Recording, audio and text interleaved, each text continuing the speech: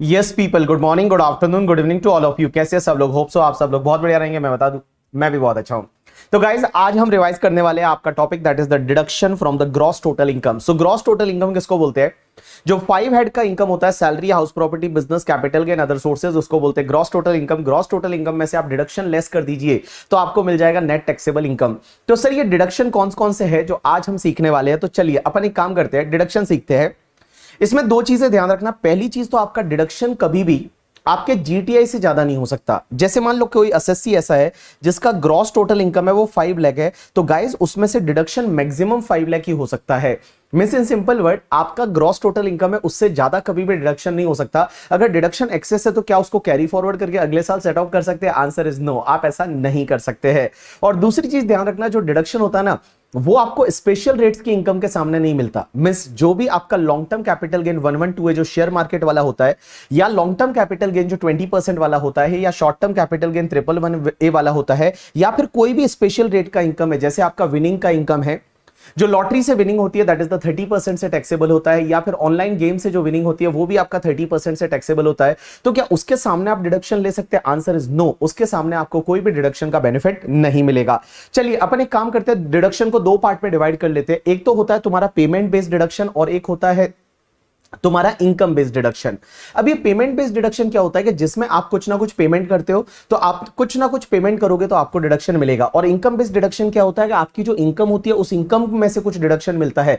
जैसे आपने सुना होगा कि सेविंग बैंक का इंटरेस्ट है, उस पर 80 टीटीए में 10,000 तक का डिडक्शन मिलता है। तो interest on saving bank account, तो इंटरेस्ट आपकी इनकम है, और इनकम जो होगी वो पहले अदर सोर्सेज में टैक्सेबल होगी, फिर उसका डिडक्शन मिलेगा, that is called your income based deduction. तो चलिए अपन एक काम करते हैं, पहले अपन एक काम करते हैं, सबसे पहले हम पेमेंट रिलेटेड डिडक्शन है उसकी बात करते हैं। और पेमेंट रिलेटेड डिडक्शन में सबसे पहला deduction that is the eighty C का स्पेसिफाइड इन्वेस्टमेंट। ये बड़ा ही फेमस डिडक्शन है एटीसी।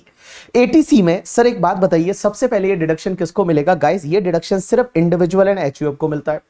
सर वो इंडिविजुअल एचयूएफ रेजिडेंट होना चाहिए? नहीं, रेजिडेंट नॉन रेजिडेंट कोई भी हो उससे फर्क नहीं पड़ता, इंडिविजुअल एचयूएफ को एटीसी का डिडक्शन मिलेगा। इसमें मैक्सिमम डिडक्शन आपको 1,50,000 मिल सकता है। लेकिन क्वेश्चन ये आता है कि हमको स्पेसिफाइड इन्वेस्टमेंट, तो इन्वेस्टमेंट कहां कहां पे करना है? तो सबसे पहले आप एक काम करो, लाइफ इंश्योरेंस पॉलिसी ले लो ना। लाइफ इंश्योरेंस पॉलिसी का प्रीमियम पे कर दो। लाइफ इंश्योरेंस पॉलिसी अगर आप एलआईसी से लेते हो या किसी भी इंश्योरेंस पॉलिसी इंश्योरेंस कंपनी से ले लीजिए, जैसे आईसीआईसीआई प्रूडेंशियल है या फिर आपका एचडीएफसी लाइफ है, आप किसी से भी लाइफ इंश्योरेंस पॉलिसी लेते हैं और उसका प्रीमियम पे करते हैं तो आपका डिडक्शन यहां पे मिल जाएगा।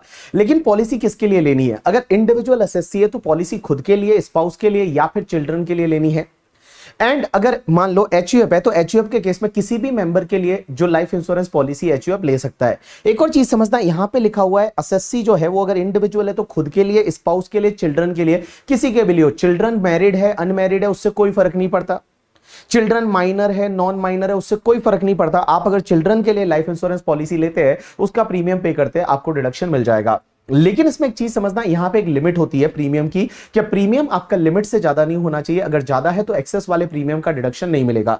उसमें आपको यह देखना है कि पॉलिसी ली कब है। पॉलिसी अगर 1/4/2012 से पहले ली है तो जितना भी आप प्रीमियम पे करोगे, and that is restricted to 20% of the policy value. Policy value का मतलब होता है सम एश्योर्ड, अगर कुछ होता है तो आपको कितना पैसा मिलेगा, that is called sum assured. So premium paid और 20% of policy value, which ever is lower है, उतना डिडक्शन मिलेगा।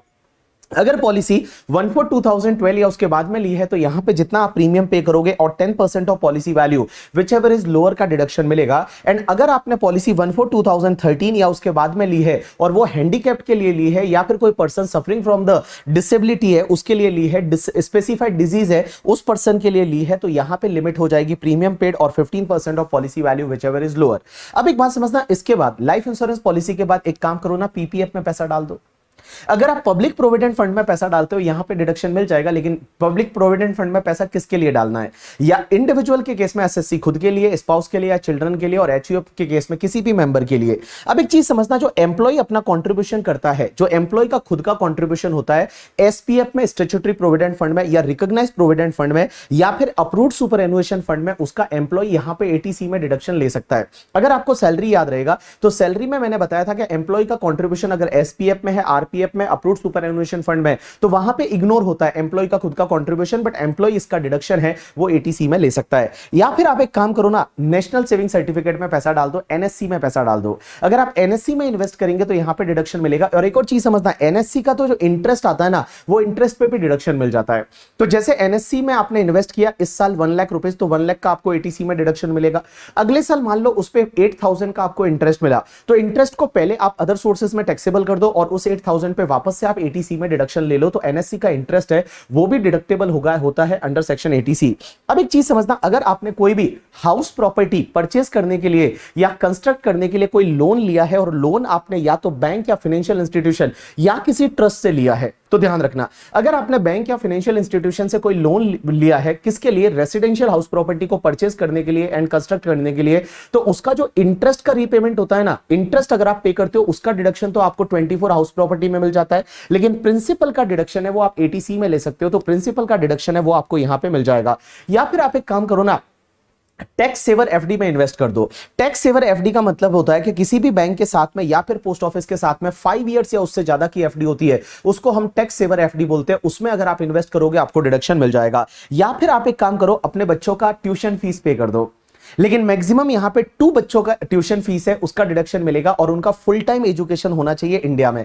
तो अगर 2 बच्चों का एजुकेशन फीस के लिए जो ट्यूशन फीस पे करते हैं और उनका एजुकेशन इंडिया में हो रहा है, तो ट्यूशन फीस का डिडक्शन यहां पे पेरेंट्स ले सकते हैं। या फिर नाबार्ड के बॉन्ड्स खरीद लो, या सीनियर सिटीजन सेविंग स्कीम में आप पैसा डाल दो, या फिर कोई नोटिफाइड यूनिट्स होती है यूलिप की, यूनिट लिंक्ड इंश्योरेंस पॉलिसी की, उसमें इन्वेस्ट कर सकते हैं। या फिर म्यूचुअल फंड यूटीआई की कुछ नोटिफाइड यूनिट्स है उसमें इन्वेस्ट कर सकते हैं। या फिर notified pension scheme of UTI mutual fund है उसमें इन्वेस्ट कर सकते हैं। या फिर आप एक काम करो ना, समृद्धि जो क्या बोलते हैं सुकन्या समृद्धि अकाउंट स्कीम में पैसा डाल दो।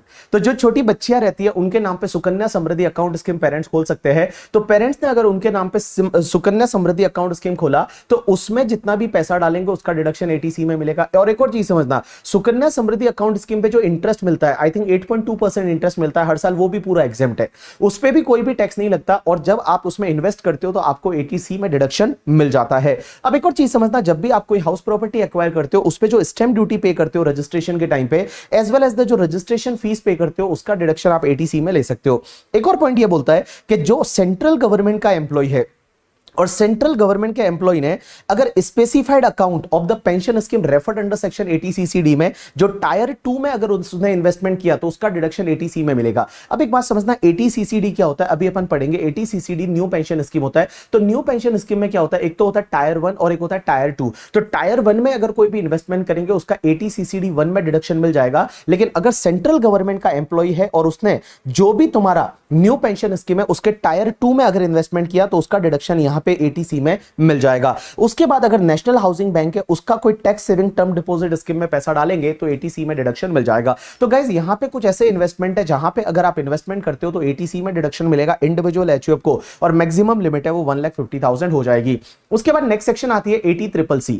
80CCC क्या बोलती है कि एलआईसी या किसी और इंश्योरेंस कंपनी का अगर पेंशन स्कीम लेते हैं। अब एक बात बताओ, यहां ऊपर भी तो पेंशन स्कीम कवर हो रहा था, लेकिन ऊपर जो पेंशन स्कीम था ना वो सिर्फ यूटीआई म्यूचुअल फंड का था। तो यूटीआई म्यूचुअल फंड के पेंशन स्कीम में पैसा डाला तो एटीसी में डिडक्शन लो। लेकिन अगर एलआईसी या किसी और इंश्योरेंस कंपनी के पेंशन स्कीम में पैसा डाला तो 80CCC में डिडक्शन मिलेगा। पेंशन किसको चाहिए, सिर्फ इंडिविजुअल को चाहिए, तो यहां पे डिडक्शन सिर्फ इंडिविजुअल को मिलेगा। And guys maximum deduction 80CCC में आपको 1,50,000 का मिल जाएगा। चलिए उसके बाद एक सेक्शन आती है 80CCD, that is very interesting section.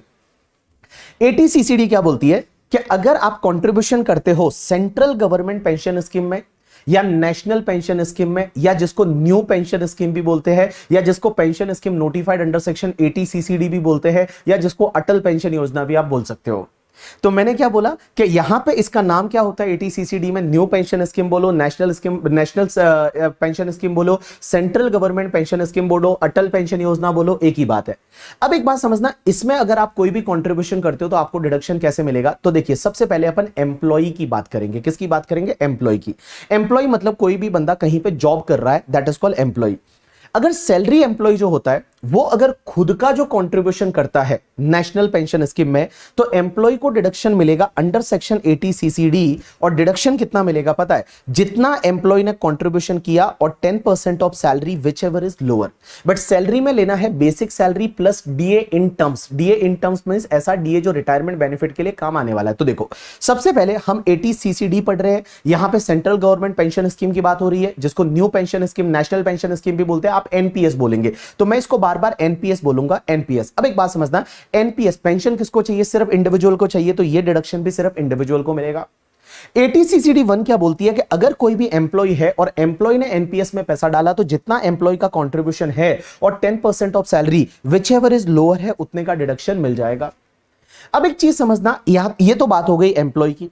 अब एक बात समझना, उस एम्प्लॉय का अगर एम्प्लॉयर कोई कंट्रीब्यूशन करता है, क्योंकि एम्प्लॉय एनपीएस में पैसा डालेगा, उसके लिए एम्प्लॉयर भी कंट्रीब्यूशन करेगा, तो एम्प्लॉयर जो कंट्रीब्यूशन करेगा वो पहले टैक्सेबल कर दो आप सैलरी हेड में। पहले आप सीधा उसको सैलरी हेड में एज अ परक्यूजिट टैक्सेबल कर दो, और उसके बाद एम्प्लॉय उसका डिडक्शन लेगा अंडर सेक्शन 80 सीसीडी 2 में।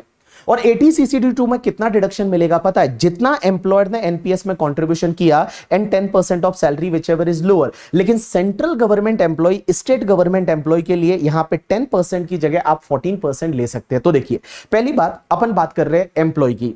अगर एम्प्लॉय खुद का कंट्रीब्यूशन एनपीएस में करता है, तो एम्प्लॉय का ओन कंट्रीब्यूशन और 10% of salary whichever is lower का डिडक्शन मिलेगा 80 सीसीडी 1 में।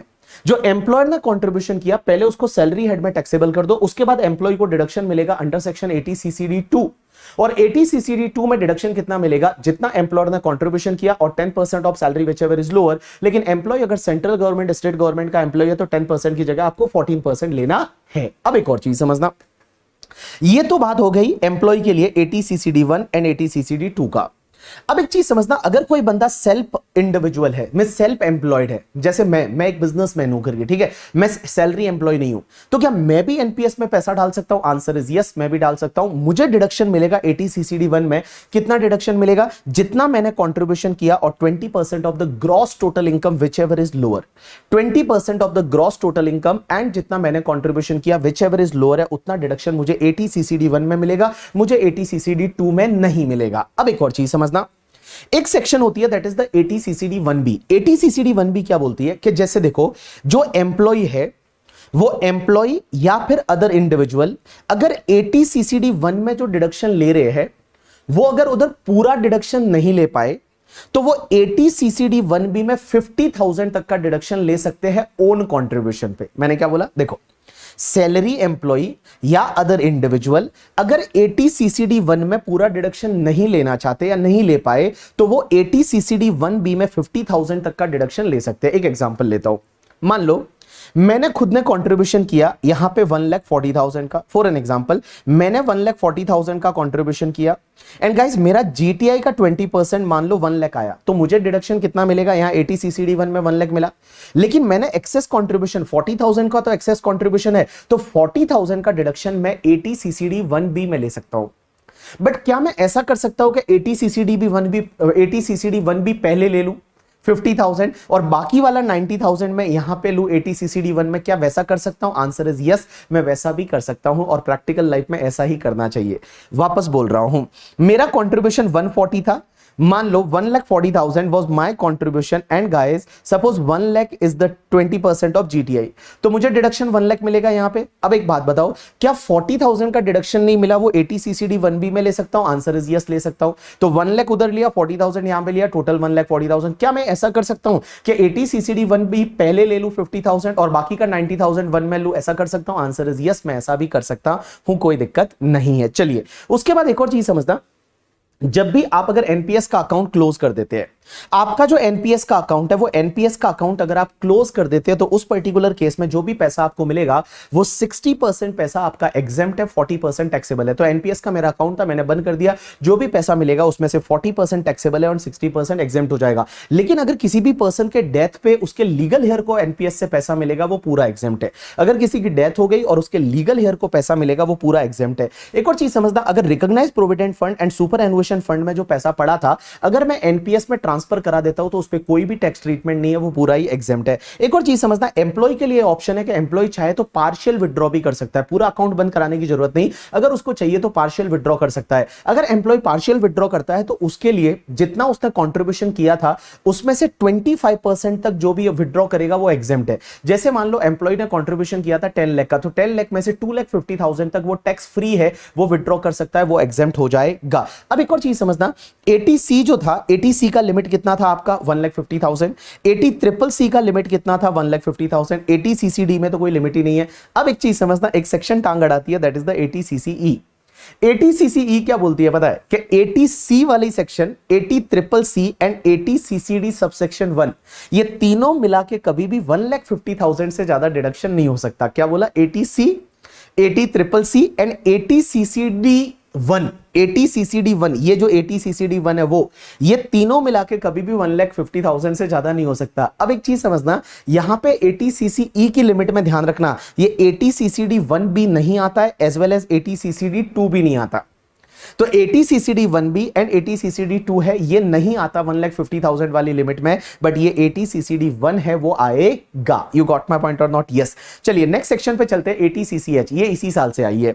ये सेक्शन क्या बोलती है कि जो भी हमारे अग्निपथ स्कीम आई है इंडिया में, पता है, और अग्निपथ में जो अग्निवीर बनाए जा रहे हैं अभी, और मिलिट्री में कुछ टाइम तक वो रहेंगे, दैट इज कॉल्ड अग्निवीर। अब एक बात समझना, अग्निपथ स्कीम में जो अग्निवीर रहेगा उसको 4 साल का उसका जॉब रहेगा, उसके बाद में उसको रिटायर कर दिया जाएगा। अब उसके लिए क्या हो रहा है कि गवर्नमेंट भी उसके लिए कुछ कंट्रीब्यूशन कर रही है और वो अग्निवीर खुद भी उसमें कुछ कंट्रीब्यूशन कर रहा है, और उसके लिए उन्होंने अग्निवीर कॉर्पस फंड बनाया है। अब एक चीज समझना, जो एम्प्लॉय खुद कंट्रीब्यूशन करेगा उसमें, उस फंड में, अग्निवीर कॉर्पस फंड में, उसका डिडक्शन उसको एटीसीसीएच में 100% मिल जाएगा। एटीसीसीएच 1 में, एटीसीसीएच 1 में 100% डिडक्शन मिलेगा उसके खुद के कंट्रीब्यूशन का। और जो गवर्नमेंट कंट्रीब्यूशन कर रही है, पहले वो सैलरी में टैक्सेबल होगा और उसके बाद उसका भी 100% डिडक्शन मिल जाएगा अंडर सेक्शन एटीसीसीएच 2 में। तो एटीसीसीएच 2 में 100% डिडक्शन मिल जाएगा। अब उसके बाद में अगर एसएससी को या उसके नॉमिनी को उससे जो पैसा लास्ट में मिलेगा वो पूरा एग्जेम्प्ट है। जो भी तुम्हारा अग्निवीर कॉर्पस फंड रहेगा उससे जो पैसा लास्ट में मिलेगा वो पूरा एग्जेम्प्ट हो जाएगा। तो देखिए मैंने क्या बोला, एटीसीसीएच क्या बोलता है, this is for the Agnipath scheme में जो अग्निवीर है उनके लिए एक अग्निवीर कॉर्पस फंड बनाया गया। जो एम्प्लॉय है, जो अग्निवीर है करके, ठीक है, वो खुद का कंट्रीब्यूशन जो करेगा उस पर डिडक्शन मिलेगा 100% अंडर सेक्शन एटीसीसीएच सबसेक्शन 1। जो गवर्नमेंट ने कंट्रीब्यूशन किया, एम्प्लॉयर ने कंट्रीब्यूशन किया, पहले वो सैलरी में टैक्सेबल कर दो और फिर उसका डिडक्शन ले लीजिए एटीसीसीएच सबसेक्शन 2 में। गाइस 100% डिडक्शन मिलेगा एंड गाइस इस फंड से जो भी पैसा बाद में मिलेगा वो पूरा एग्जेम्प्ट हो जाएगा, उस पर कोई भी टैक्स नहीं लगेगा। चलिए नेक्स्ट सेक्शन पे चलते हैं, 80D। डी का मतलब दवा दारू ना कराने पड़े। तो दवा दारू ना कराना पड़े उसके लिए आप एक काम करो, हेल्थ इंश्योरेंस प्रीमियम पे कर दीजिए। तो मेडिकल इंश्योरेंस प्रीमियम का अगर आप पेमेंट करते हैं या सेंट्रल गवर्नमेंट हेल्थ स्कीम में पैसा डालते हैं या प्रिवेंटिव हेल्थ चेकअप करवाते हैं या मेडिकल ट्रीटमेंट कराते हैं, मेडिकल ट्रीटमेंट सीनियर सिटीजन के लिए होना चाहिए, अभी मैं समझाऊंगा। तो देखो, अगर आप मेडिकल इंश्योरेंस प्रीमियम पे करते हैं, सेंट्रल गवर्नमेंट हेल्थ स्कीम में पैसा डालते हैं, प्रिवेंटिव हेल्थ चेकअप के लिए खर्चा करते हैं या मेडिकल ट्रीटमेंट करते हैं, तो आपको डिडक्शन 80D में मिलेगा। 80D में डिडक्शन इंडिविजुअल एचयूएफ को मिल सकता है। इंडिविजुअल को किसके लिए करना है ये सब? तो इंडिविजुअल जो है वो करेगा किसके लिए, या तो खुद के लिए या स्पाउस के लिए या पेरेंट्स के लिए एंड डिपेंडेंट चिल्ड्रन। ध्यान रखना यहां पे चिल्ड्रन के सामने वर्ड डिपेंडेंट यूज हुआ है, इस सेक्शन में चिल्ड्रन के सामने जो वर्ड है वो डिपेंडेंट वर्ड यूज हुआ है, डिपेंडेंट चिल्ड्रन। तो देखो, अगर कोई इंडिविजुअल है उसको हेल्थ इंश्योरेंस किसके लिए कराना है, या तो मैं जैसे मैं हूं तो मेरे खुद के लिए, मेरी स्पाउस के लिए, मेरे चिल्ड्रन के लिए एंड मेरे पेरेंट्स के लिए मैं हेल्थ इंश्योरेंस वगैरह करा सकता हूं। अगर मैं एचयूएफ की बात करूंगा तो किसी भी मेंबर के लिए। अब एक और चीज समझना, इस सेक्शन में क्या होता है कि जो भी आप इंश्योरेंस प्रीमियम पे करते हो, सेंट्रल गवर्नमेंट हेल्थ स्कीम में पैसा डालते हो या मेडिकल ट्रीटमेंट वगैरह कराते हो, उसका पेमेंट जो है वो any mode other than cash करना है। Any mode other than cash, एक चीज ध्यान रखना, जहां पे भी any mode other than cash लिखा हुआ है ना, तो यहां पे बियरर चेक से किया तो क्या चलेगा, चलेगा। क्रॉस चेक से किया तो क्या चलेगा, चलेगा। तो बियरर चेक से किया तो चलेगा, क्रॉस चेक से किया तो चलेगा, अकाउंट पे चेक से किया तो चलेगा, आपने किसी से भी किया, कैश को छोड़ के बाकी किसी भी मोड से किया तो चलेगा। तो इस सेक्शन में यह बोला हुआ है कि medical insurance premium, central government health scheme and medical treatment का जो खर्चा करोगे वो any mode other than cash होना चाहिए। लेकिन गाइस, प्रिवेंटिव हेल्थ चेकअप के लिए आप कैश में खर्चा कर सकते हो, प्रिवेंटिव हेल्थ चेकअप के लिए आप कैश में खर्चा कर सकते हो। लेकिन यहां इस सेक्शन में डिडक्शन कितना मिलेगा, तो देखो, सबसे पहले मैं मेरी बात कर रहा हूं, मेरा एग्जांपल लूंगा। मेरा खुद का मेरी स्पाउस का एंड मेरे डिपेंडेंट चिल्ड्रन का, इन तीनों का मिला के, मेरा खुद का, मेरी स्पाउस का एंड मेरे डिपेंडेंट चिल्ड्रन का, हम तीनों का मिला के मैक्सिमम डिडक्शन में 25,000 का ले सकता हूं। मैक्सिमम डिडक्शन में 25,000 का ले सकता हूं। लेकिन मान लो मेरे और मेरे स्पाउस में से कोई भी सीनियर सिटीजन है और उसके लिए अगर हेल्थ इंश्योरेंस लिया है तो ये लिमिट 25,000 से इंक्रीज हो जाएगी और मुझे मैक्सिमम डिडक्शन 50,000 हमारा मिल जाएगा। तो देखो नॉर्मली क्या, मेरा, मेरी स्पाउस का एंड डिपेंडेंट चिल्ड्रन का, तीनों का मिला के मैक्सिमम 25,000, बट हम में से कोई सीनियर सिटीजन है तो लिमिट 25,000 से एनहांस हो जाएगी और टोटल 50,000 का डिडक्शन मिल जाएगा। अब एक बात समझना, मैं मेरे पेरेंट्स के लिए अगर हेल्थ इंश्योरेंस कराता हूं तो उसके लिए, उनके लिए मुझे एक्स्ट्रा डिडक्शन मिलेगा।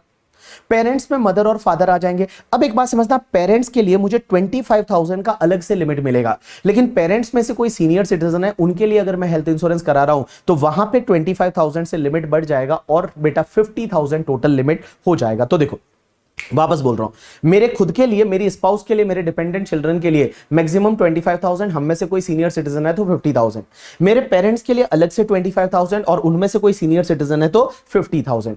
अब एक चीज समझना, यहां पे लॉ ये बोलता है कि अगर कोई भी सीनियर सिटीजन ऐसा है जिसके नाम पे हेल्थ इंश्योरेंस पॉलिसी नहीं है, कोई ऐसा सीनियर सिटीजन है जिसके नाम पे हेल्थ इंश्योरेंस प्रीमियम नहीं पे होता, हेल्थ इंश्योरेंस पॉलिसी नहीं है, तो उसके लिए आप मेडिकल ट्रीटमेंट करा सकते हो और मेडिकल ट्रीटमेंट का डिडक्शन यहां पे ले सकते हो। जैसे मान लो मेरे पापा है, पापा के नाम पे हेल्थ इंश्योरेंस नहीं है तो मैं उनके लिए मेडिकल ट्रीटमेंट का डिडक्शन मैं 80D में ले सकता हूं। लेकिन एक चीज ध्यान रखना कि यहां पे उसमें मैक्सिमम 50,000 का मेडिकल ट्रीटमेंट के लिए डिडक्शन ले सकते हो, लेकिन क्या 50,000 एडिशनल मिलेगा पेरेंट्स के लिए फिर मुझे, या ओवरऑल पेरेंट्स के लिए जो लिमिट 50,000 की रहेगी वो उसी में आएगा? राइट आंसर है, जो ओवरऑल लिमिट पेरेंट्स के लिए 50,000 की रहेगी वो उसी में आएगा, ये एडिशनल नहीं है।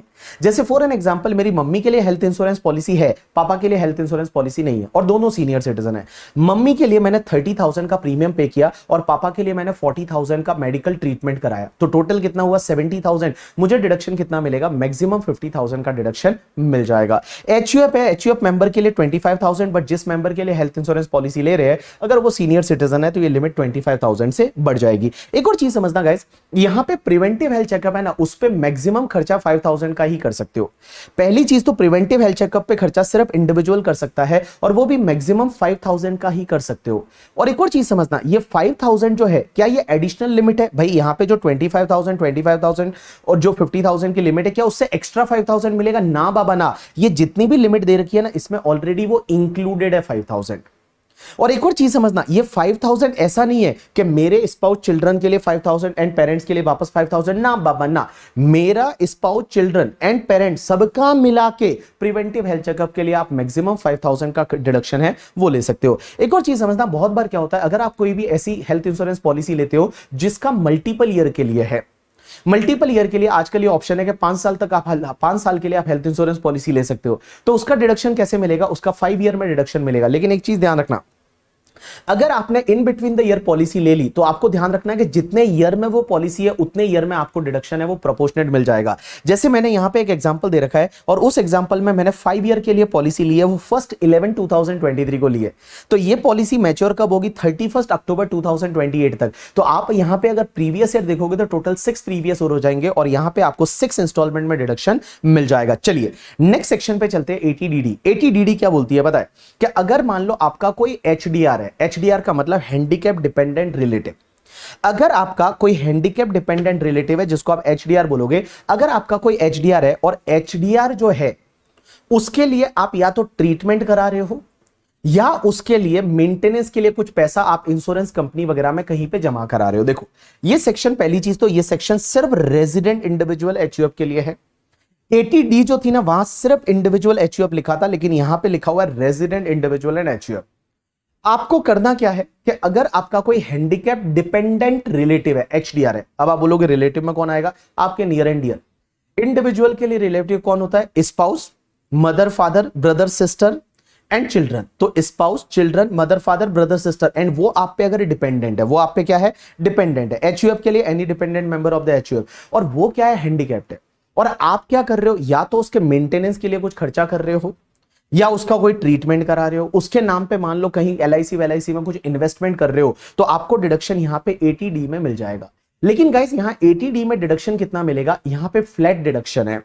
अगर वो सीवियर पहली नॉर्मल डिसेबिलिटी है तो उस केस में 75,000 का, एंड अगर सीवियर डिसेबिलिटी है जिसमें 80% और मोर की डिसेबिलिटी है तो वहां पे आपको 1,25,000 का डिडक्शन है वो मिल जाएगा। इसमें आपने खर्चा कितना किया वो इररिलेवेंट है। खर्चा मान लो आपने 5 रुपया किया तो भी आपको डिडक्शन यहां पे 75,000 या 1,25,000 का मिल जाएगा। एंड यहां पे गाइस वापस मैं बोल रहा हूं कि यहां पे आपने एक्चुअल खर्चा कितना किया उससे कोई मतलब नहीं है। आपने एक्चुअल खर्चा 10 रुपए का किया तो भी आपको डिडक्शन 75,000 या 1,25,000 का मिल जाएगा। तो एटीडीडी क्या होता है, आपका डिपेंडेंट जो है वो डिसेबल, ऐसा याद रखो, डीडी मतलब डिपेंडेंट डिसेबल है, ठीक है। तो डिपेंडेंट डिसेबल है मींस एचडीआर है, हैंडीकैप डिपेंडेंट रिलेटिव है, उसके ट्रीटमेंट के लिए कोई खर्चा करते हो, उसके मेंटेनेंस के लिए वगैरह आप कोई खर्चा करते हो, आपको फ्लैट डिडक्शन मिलेगा 75,000 का या 1,25,000 का। अब एक और चीज समझना, नेक्स्ट सेक्शन आती है एटीडीडीबी। एटीडीडीबी का मतलब होता है दिल दहला देने वाली बीमारियां, या जिसको आप डरावनी बीमारियां बोल सकते हो। तो दिल दहला देने वाली बीमारियां, ये डिडक्शन मिलेगा, ये भी रेजिडेंट इंडिविजुअल एचयूएफ को। अब एक बात समझना, किसी भी पर्सन को कोई स्पेसिफाइड डिजीज हो जाती है, दिल दहला देने वाली बीमारी हो जाती है, और वो किसको होनी चाहिए, या तो खुद एसएससी को हो गई या फिर डिपेंडेंट रिलेटिव को ही। डिपेंडेंट रिलेटिव में वही spouse, children, mother, father, brother, sister.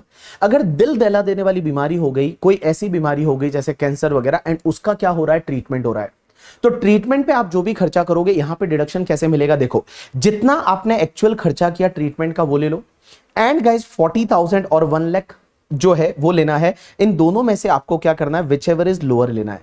40,000 normal case में, लेकिन पेशेंट अगर सीनियर सिटीजन है तो आप यहां पे 1 लाख लोगे। तो देखो जितना खर्चा किया एंड उसको कंपेयर करोगे 40,000 या 1 लाख से, विच एवर इज लोअर। जैसे मान लो फॉर एन एग्जांपल मेरे रिलेटिव को कहीं पे स्पेसिफाइड डिजीज हो गई या मुझे हो गई, तो मैंने क्या किया, मैंने उस पर खर्चा किया 70,000 का। तो 70,000 का है वो एक्चुअल एक्सपेंडिचर हुआ, और मान लो वो सीनियर सिटीजन नहीं है तो 40,000, तो lower comes to the 40,000, deduction 40,000 का मिलेगा। अब एक बात समझना, अगर हमने कोई इंश्योरेंस कराया था और इंश्योरेंस का कोई भी हमको पैसा मिला तो वो भी लेस हो जाएगा। मान लो इंश्योरेंस से हमको 15,000 मिल गया तो 15,000 इंश्योरेंस से मिल गया, तो बाकी कितना बचा, 25,000। तो 25,000 का डिडक्शन है वो हमको मिल जाएगा। तो देखिए बेटा, मैं आपको बताऊं एटीडी वाली सीरीज में मैंने जो बताया, एटीडी में 3 सेक्शन है, एटीडी, एटीडीडी, एटीडीडीबी। एटीडी जो है वो हेल्थ इंश्योरेंस वगैरह से रिलेटेड है, एटीडीडी क्या है, डिसेबल डिपेंडेंट है आपका, और एटीडीडीबी क्या है, दिल दहला देने वाली बीमारी है। अब एक चीज समझना, एक चीज मैं जो बोल रहा हूं ना वो ध्यान रखना गाइस, एटीडी वाली सीरीज ही ऐसी है जिसमें डिपेंडेंट वर्ड यूज हुआ है, बाकी कहीं पे भी डिपेंडेंट वर्ड यूज नहीं होता। बाकी पूरे डिडक्शन टॉपिक में कहीं पे भी डिपेंडेंट वर्ड यूज नहीं होगा। डिपेंडेंट वर्ड सिर्फ 3 ही सेक्शन में यूज होता है, एटीडी में, एटीडीडी में और एटीडीडीबी में।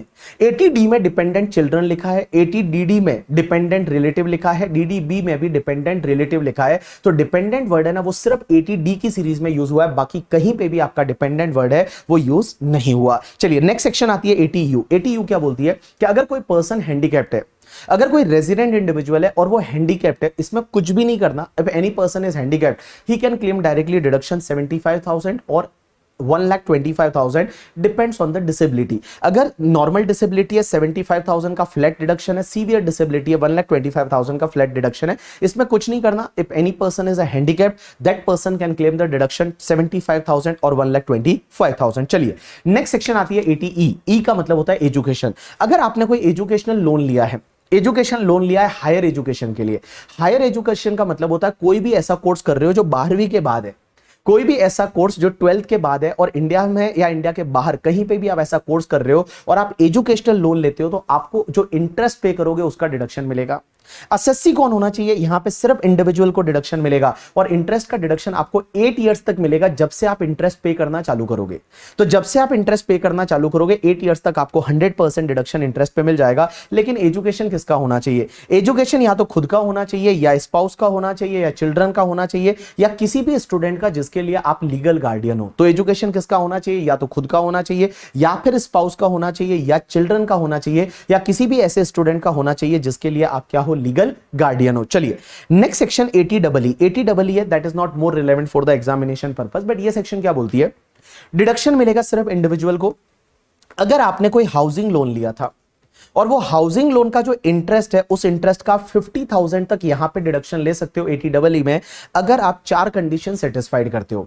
देखो, आपने हाउसिंग लोन लिया और हाउसिंग लोन का इंटरेस्ट, आप बोलोगे सर इंटरेस्ट का डिडक्शन हाउसिंग लोन पे तो पहले तो 24 हाउस प्रॉपर्टी में मिलता है, वहां तो मिलेगा, लेकिन आपका वहां पे भी पूरा नहीं होता है। जैसे for an example your interest is 2,60,000, in case of the self occupied property 2 lakh का डिडक्शन आप ऑलरेडी ले चुके हो हाउस प्रॉपर्टी में, तो रिमेनिंग आप 50,000 तक का डिडक्शन इस सेक्शन में ले सकते हो अगर 4 कंडीशन सेटिस्फाइड होती है। पहली कंडीशन, लोन आपको बैंक या फाइनेंशियल इंस्टीट्यूशन से लेना है रेसिडेंशियल हाउस प्रॉपर्टी एक्वायर करने के लिए। सेकेंड कंडीशन यह है कि हाउस प्रॉपर्टी जो आपने परचेज किया था वो उसका कॉस्ट 50 लाख से ज्यादा नहीं होना चाहिए। थर्ड कंडीशन, आपने जो लोन है वो लोन आपका 35 लाख से ज्यादा नहीं होना चाहिए। एंड फोर्थ कंडीशन, आपका जो लोन सैंक्शन हुआ था वो प्रीवियस ईयर 16-17 में हुआ था, मींस फ्रॉम 1 अप्रैल 2016 से लेके 31 मार्च 2017 के बीच में आपका लोन सैंक्शन हुआ था। एंड लास्ट कंडीशन यह है कि एसएससी के पास एक भी हाउस प्रॉपर्टी नहीं है, एक भी हाउस प्रॉपर्टी नहीं है जिस दिन लोन सैंक्शन हुआ था। अगर ये 5 कंडीशन अगर आप सेटिस्फाइड कर लेते हो तो आप 50,000 तक का इंटरेस्ट का डिडक्शन 80EE में ले सकते हो। तो देखिए 80EE क्या बोलता है, पहली चीज तो ये डिडक्शन सिर्फ इंडिविजुअल को मिलेगा, मैक्सिमम डिडक्शन यहां पे 50,000 का मिलेगा। अब एक चीज समझना, यहां पे कंडीशन क्या है, लोन बैंक फाइनेंशियल इंस्टीट्यूशन से रेसिडेंशियल हाउस प्रॉपर्टी के लिए लेना है। दूसरा कंडीशन क्या है, हाउस प्रॉपर्टी की कॉस्ट है वो 50 लाख से ज्यादा नहीं होनी चाहिए, लोन 35 लाख से ज्यादा नहीं होना चाहिए। हाउस प्रॉपर्टी के लिए जो लोन ले रहे हो उसका सैंक्शन है वो 16-17 प्रीवियस ईयर में होना चाहिए। एंड गाइस, जिस दिन लोन सैंक्शन हुआ उस दिन ये आपके पास एक भी घर नहीं होना चाहिए, this is your first house. तो उस पर्टिकुलर केस में आप हर साल 50,000 का डिडक्शन यहां पे ले सकते हैं अगर आप इंटरेस्ट उस साल में पे कर रहे हैं तो। चलिए, उसके बाद एक सेक्शन आती है 80EA, ये सेक्शन को याद रखना है। ये सेक्शन बोलती है कि अगर आपने रेसिडेंशियल हाउस प्रॉपर्टी एक्वायर की एंड उसके लिए अगर आपने कोई लोन लिया तो लोन का इंटरेस्ट का डिडक्शन यहां पे आप 1,50,000 तक ले सकते हैं। ऑब्वियसली 2 लाख का आप हाउस प्रॉपर्टी में लेंगे सेल्फ ऑक्यूपाइड, देखो अगर मान लो डीएलओपी है या एलओपी है तो पूरा इंटरेस्ट हाउस प्रॉपर्टी में ही अलाउ हो जाता है। अगर एलओपी डीएलओपी है तो पूरा इंटरेस्ट हाउस प्रॉपर्टी में ही अलाउ हो जाता है। एसओपी के केस में 2 लाख वहां पे होगा, बाकी 1,50,000 तक आप यहां पे डिडक्शन ले सकते हैं अगर आप ये 5 कंडीशन सेटिस्फाइड करते हैं।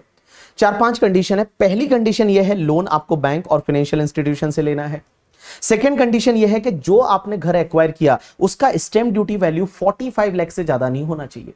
जो घर आपने एक्वायर किया उसका स्टैंप ड्यूटी वैल्यू 45 लाख से ज्यादा नहीं होना चाहिए। आपका लोन जो प्रीवियस ईयर 19-20 से लेके और 21-22 के बीच में सैंक्शन होना चाहिए, मींस 1 अप्रैल 2019 से लेके 31 मार्च 2022 के बीच में आपका लोन सैंक्शन होना चाहिए।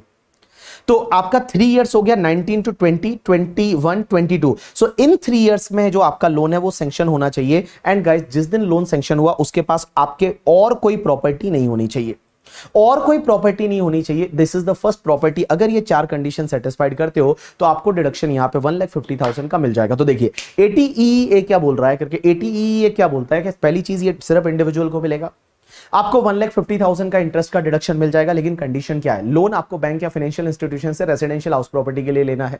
दूसरी कंडीशन, आपका एचडीवी ऑफ प्रॉपर्टी 45 लाख से ज्यादा नहीं होना चाहिए। 19-20 से लेके और 21-22 में आपका लोन सैंक्शन होना चाहिए, और जिस दिन सैंक्शन हुआ उस दिन आपके पास और कोई घर नहीं होना चाहिए। अगर ये ऑल कंडीशन सेटिस्फाइड हो जाती है तो आप 1,50,000 तक इंटरेस्ट का डिडक्शन 80EA में ले सकते हो। नेक्स्ट सेक्शन 80EB आती है। ये सेक्शन क्या बोलती है, deduction in respect of the interest on the electric vehicle. अगर आप ईवी लोन लेते हो, देखो आज ईवी का जमाना है, तो ईवी के लिए अगर आप इलेक्ट्रॉनिक व्हीकल से रिलेटेड कोई लोन लेते हो और इंडिविजुअल एसएससी है तो 1,50,000 का इंटरेस्ट का डिडक्शन यहां पे मिल जाएगा। अब एक बात बताओ, जो लोग बिजनेस वाले होते हैं और बिजनेस के लिए अगर मान लो व्हीकल यूज हो रहे तो वो ऐसे भी पीजीबीपी के में ले लेंगे। ये बाकी वाले जो लोग हैं जो बेचारे सैलरी एम्प्लॉय वगैरह होते हैं, तो उन्होंने अगर इलेक्ट्रिक व्हीकल खरीदा और वो लोन लेके खरीदा तो इलेक्ट्रिक व्हीकल का जो इंटरेस्ट रहेगा, इस इंटरेस्ट का डिडक्शन यहां पे आपको 1,50,000 तक मिल जाएगा। लेकिन कुछ कंडीशन है। पहली कंडीशन यह है कि जो लोन है वो किसी बैंक से लेना है, फाइनेंशियल इंस्टीट्यूशन से लेना है, इंक्लूडिंग द एनबीएफसी। यहां पे एनबीएफसी से लिया तो भी चलेगा। यहां स्पेसिफिकली बोला है कि आप बैंक से लेते हो, किसी फाइनेंशियल इंस्टीट्यूशन से लेते हो, इंक्लूडिंग द एनबीएफसी, आपने एनबीएफसी से लिया तो भी चलेगा। दूसरी कंडीशन, जो लोन सैंक्शन होना चाहिए वो 1/4/2019 से लेकर 31 मार्च 2023 के बीच में सैंक्शन होना चाहिए। मींस ये 4 साल में लोन सैंक्शन होना चाहिए, 19-20, उसके बाद 2021, 21-22, 22-23, ये 4 साल में आपका लोन सैंक्शन होना चाहिए। एंड गाइस, डिडक्शन आप इंटरेस्ट का सिर्फ यहीं पे ले सकते हो। अगर और डिडक्शन ऑलरेडी कहीं ले चुके हो जैसे पीजीपीपी वगैरह में, तो फिर इंटरेस्ट का यहां पे आपको डिडक्शन नहीं मिलेगा। उसके बाद नेक्स्ट सेक्शन आती है 80G। जी का मतलब होता है डोनेशन। जी, थोड़ी रेस्पेक्ट देनी चाहिए, डोनेशन। अब एक बात समझना, 80G वाली सेक्शन क्या बोलती है कि आप अगर डोनेशन देते हो तो आपको डिडक्शन मिलेगा। पहली चीज तो ये सेक्शन है वो ऑल एसएससी पे है। इंडिविजुअल, एचयूएफ, कंपनी, पार्टनरशिप हम सबके लिए है। अब एक बात समझना, इसमें दो कैटेगरी होती है। एक तो होती है तुम्हारी अनलिमिटेड कैटेगरी और एक होती है तुम्हारी लिमिटेड कैटेगरी। अनलिमिटेड कैटेगरी का मतलब होता है कि आपकी जितनी मर्जी है उतना डोनेशन दो। अगर आपने 5 करोड़ का डोनेशन दिया और 100% में आता है तो पूरे 5 करोड़ का डिडक्शन मिलेगा। If you donated 1 crore and if it is covered in the 100%, पूरे 1 करोड़ का डिडक्शन मिलेगा। If it is covered in the like 50% वाले में आ रहा है, मान लो अनलिमिटेड कैटेगरी बट 50% वाले में आ रहा है, तो जितना आप डोनेट करोगे उसका 50% डिडक्शन मिल जाएगा। जैसे 2 करोड़ का डोनेशन दिया तो 1 करोड़ का डिडक्शन मिल जाएगा। अब अपन बात करते हैं अनलिमिटेड कैटेगरी कौन कौन सी है। तो देखिए, अनलिमिटेड में मतलब डोनेशन पे कोई लिमिट ही नहीं है।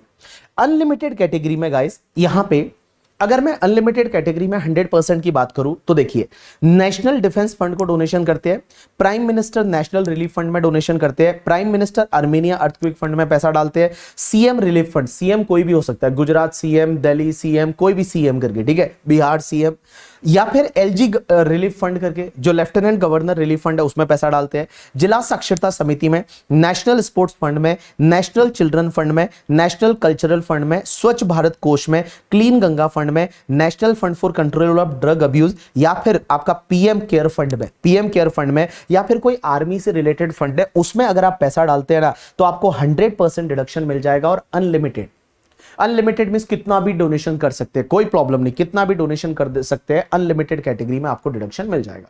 अब इसको कैसे याद रखेंगे आपको मैं बताऊं, बड़ा सिंपल है, ध्यान रखना। एंड यहां पे 1 सेकंड रुकना। देखिए, अनलिमिटेड 100%, उसके बाद अनलिमिटेड आपका 50% जो है उसमें एक ही बचा है। पहले यहां पे इंदिरा गांधी, राजीव गांधी हुआ करते थे, वो सब हटा दिया मोदी जी ने, बोला भागो करके, ठीक है, उनको हटा दिया। तो यहां पे पीएम ड्रॉट रिलीफ फंड है, उसमें 50% डिडक्शन मिलेगा अनलिमिटेड। अब एक चीज समझना, इधर देखना सब लोग, आप इसको ऐसे याद रखो कि देखो, जहां जहां पे नेशनल आता है, जहां जहां पे पीएम आता है, जहां जहां पे सीएम आता है, क्लीन गंगा फंड आता है, जिला साक्षरता समिति आता है करके, ठीक है, या national fund for drug abuse या आर्मी वाले फंड आते हैं, 100% अनलिमिटेड। एंड गाइस, एक ही है सिर्फ, prime minister drought relief fund. Drought drought drought का मतलब सूखा पड़ गया। अगर एक बात बताओ, कोई पीएम बना और पीएम पड़ा और सूखा पड़ गया तो 50% डिडक्शन देने का, कितना, 50%। तो देखिए मैं बताऊं, prime minister drought relief fund है, उसमें 50% अनलिमिटेड। बाकी कहीं पे भी पीएम आता है, कहीं पे भी सीएम आता है, कहीं पे भी एलजी आता है, कहीं पे भी नेशनल आता है, जिला साक्षरता समिति आता है, स्वच्छ भारत कोष आता है, या फिर national fund for control drug abuse आता है, या आर्मी से रिलेटेड कोई भी फंड आता है, 100% डिडक्शन देने का। तो देखिए मैंने क्या बोला, जहां जहां पीएम आता है, जहां जहां नेशनल आता है, जहां जहां सीएम आता है, स्वच्छ भारत कोष, क्लीन गंगा फंड, जिला साक्षरता समिति एंड गाइस आर्मी से रिलेटेड फंड है, यहां पे आपको 100% अनलिमिटेड डिडक्शन मिलेगा। एंड एक ही बचा है 50% में, कौन सा, prime minister drought relief fund है, उसमें 50% अनलिमिटेड डिडक्शन मिलेगा। मींस आपने 5 करोड़ का डोनेशन दिया तो आपको 2.5 करोड़ का डिडक्शन मिल जाएगा। अब एक कैटेगरी आती है जिसको बोला जाता है limited category. Limited category means यहां पे डोनेशन पे कुछ लिमिट्स है। लिमिटेड कैटेगरी का मतलब होता है कि यहां पे डोनेशन पे कुछ लिमिट्स है। अब लिमिट्स क्या है वो अपन देखेंगे करके, ठीक है। तो देखो, लिमिटेड कैटेगरी में 2 चीजें हैं। एक तो आपको याद रखना फो, एक तो याद रखना है फो, और दूसरा आपको याद रखना है एचटीसी मोबाइल, एसटीसी मोबाइल। 2 चीजें आपको याद रखनी है, ठीक है। एक तो याद रखना फो और एक रखना है एसटीसी मोबाइल। फो का मतलब होता है, एफ का मतलब आपने फैमिली प्लानिंग के लिए अगर गवर्नमेंट को या लोकल अथॉरिटी को या अप्रूव्ड इंस्टीट्यूशन को डोनेशन दिया, तो देखो आप गवर्नमेंट को, लोकल अथॉरिटी को, अप्रूव्ड इंस्टीट्यूशन को प्रमोशन ऑफ फैमिली प्लानिंग के लिए डोनेशन देते हैं तो वो 100% डिडक्शन मिलेगा, बट वो लिमिटेड कैटेगरी में आएगा। एंड ओ का मतलब होता है कि अगर किसी कंपनी ने, यहां पे सिर्फ कंपनी के लिए है, कंपनी ने ओलंपिक एसोसिएशन या एनी अदर इंस्टीट्यूशन को for the development of infrastructure for sports in India, तो ओ का मतलब ऐसा ओलंपिक याद रख लो, या ओलंपिक एसोसिएशन या एनी अदर इंस्टीट्यूशन को इंडिया में अगर स्पोर्ट्स डेवलपमेंट के लिए डोनेशन दिया, तो गाइज ये दोनों आपके 100% लिमिटेड कैटेगरी में आएंगे। 100% लिमिटेड में क्या, फो एफ का मतलब होता है कि फैमिली प्लानिंग के लिए दिया, और ओ का मतलब ओलंपिक एसोसिएशन या किसी और को कंपनी ने दिया, एंड गाइस वो इंडिया में स्पोर्ट्स इंफ्रास्ट्रक्चर के इंक्रीमेंट के लिए दिया है। अब एक आता है एचटीसी मोबाइल। एचटीसी मोबाइल, देखो एचटीसी का मोबाइल होता है, उसकी वैल्यू 50% हो जाती है, तो 50% लिमिटेड। अब एच में आएगा, अगर आपने डोनेशन दिया हाउसिंग डेवलपमेंट अथॉरिटी को, या आपने डोनेशन दिया है रिनोवेशन या repair of is any temple, T का मतलब टेंपल, गुरुद्वारा, मॉस्क, चर्च, जो रिलीजियस प्लेस होते हैं उसके रिपेयर रिनोवेशन के लिए डोनेशन दिया। सी का मतलब होता है यहां पे चैरिटेबल, पब्लिक चैरिटेबल ट्रस्ट होते हैं जो एनजीओज होते हैं उसको डोनेशन दिया। एंड यहां पे एम का मतलब होता है माइनॉरिटी कम्युनिटी के प्रमोशन के लिए आपने अगर डोनेशन दिया तो यहां पे आपको 50% लिमिटेड कैटेगरी में डिडक्शन मिलेगा। अब एक बात समझना, लिमिटेड कैटेगरी का मतलब क्या होता है, ध्यान देना। लिमिटेड कैटेगरी मींस गाइस कि जो भी आपका 4 एंड एसटीसी मोबाइल है वो लिमिटेड कैटेगरी में है। तो जितना आपने 4 एंड एसटीसी मोबाइल को डोनेशन दिया that should not be more than 10% of adjusted total income. Means आप एक काम करिए कि यहां पे जो आपने टोटल डोनेशन दिया है and 10% of adjusted total income whichever is lower है उसको कंटिन्यू करिए। अब आप बोलेंगे ये 10% of adjusted total income, but adjusted total income किसको बोले? तो एडजस्टेड टोटल इनकम के लिए आप एक काम करिए, पहले आप एक काम करिए ग्रॉस टोटल इनकम ले लीजिए। बट ग्रॉस टोटल इनकम में से आप जितनी भी स्पेशल रेट्स वाली इनकम है उसको हटा दीजिए। LTCG, STCG 111A, LTCG 112A, winning का इनकम, उनको सबको हटा दीजिए। तो GTI but other than special rate of income, और माइनस कर दीजिए all deduction except eighty G. Eighty G के डिडक्शन को छोड़ के बाकी सब आप माइनस कर दीजिए, जो भी बचेगा वो एटीआई बचेगा। तो इस एटीआई का 10% और एक्चुअल डोनेशन आपने जितना दिया विच एवर इज लोअर है वो आपका एलिजिबल डोनेशन आ जाएगा। That will be your eligible donation. और वो एलिजिबल डोनेशन जो आएगा ना उस पर फिर आपको क्या करना है कि 4 वाले पे 100% दे दो और जो एसटीसी मोबाइल है उस पर आपको 50% दे दो। अब एक और चीज समझना, इस सेक्शन में आपको डिडक्शन नहीं मिलेगा अगर 2000 से ज्यादा का डोनेशन आपने कैश में किया है। मींस 2000 से ज्यादा का डोनेशन है तो उस पर्टिकुलर केस में क्या करना पड़ेगा? अगर 2000 से ज्यादा का डोनेशन है तो उस पर्टिकुलर केस में आपको चेक वगैरह उसी से करना पड़ेगा, कैश में नहीं करना। ये क्लियरली मना किया है, 2000 से ज्यादा का डोनेशन आपको कैश में नहीं करना। चलिए उसके बाद में नेक्स्ट सेक्शन आती है एटीजीजी। एटीजीजी क्या होती है कि भैया आप एक बात समझना, आप लोग कहीं पे घर भाड़े पे लेके रहते हैं, तो घर भाड़े पे लेके रहते हैं तो उस पर्टिकुलर केस में अगर एम्प्लॉय होता है तो उसको एचआरए में डिडक्शन मिल जाता है। मतलब अगर कोई एम्प्लॉय है उसको एचआरए में डिडक्शन मिल जाता है, लेकिन अगर एचआरए नहीं मिल रहा तो कोई भी एम्प्लॉय या फिर कोई सेल्फ एम्प्लॉयड है वो एटीजीजी में डिडक्शन ले सकता है अगर वो रेंट पे कर रहा है।